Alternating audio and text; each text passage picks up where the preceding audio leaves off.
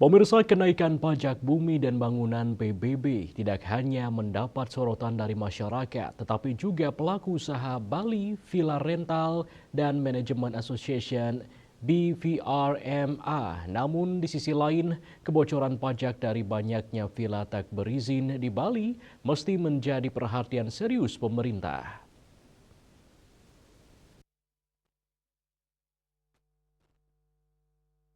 Menurut Ketua Umum BVRMA, Kade Arjana, saat ini pelaku usaha baru saja bangkit dari pandemi COVID-19.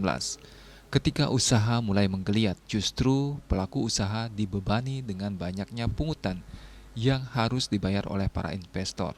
Hal ini tentu akan berpengaruh pada return of investment dari pelaku usaha.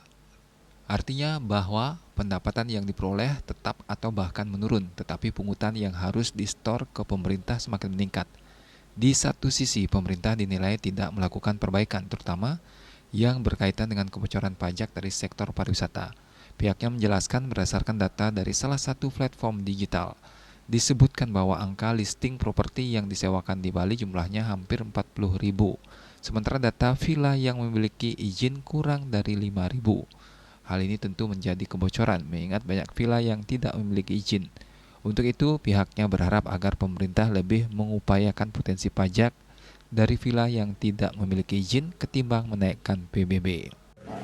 Itu persentasenya lebih besar berarti yang tidak memiliki izin. Gitu. Kalau misalkan kita anggaplah PBB ini tetap kita buat angkanya tidak naik, gitu.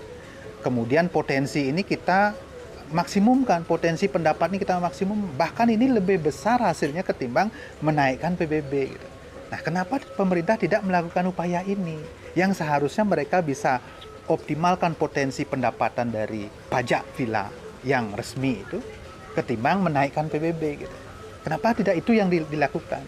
Harusnya pemerintah sebagai pengambil kebijakan ini mampu memberikan pengayoman kepada pengusaha, kepada pelaku usaha, sehingga mereka bisa lebih ringan lah persyaratannya, pungutannya lebih ringan gitu, sehingga kami nyaman berusaha di Pulau Bali ini gitu, nyaman berusaha di daerah-daerah ini, sehingga setelah kami nyaman berusaha nanti silakan kapan waktunya menaikkan PBB, nah di situ kami akan bersedia untuk mengikuti peraturan pemerintah, tapi jangan sekarang ini carut marutnya sangat luar biasa di dunia pariwisata.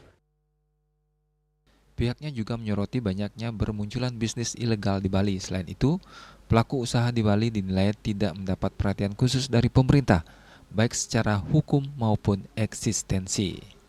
Andika, Bali TV.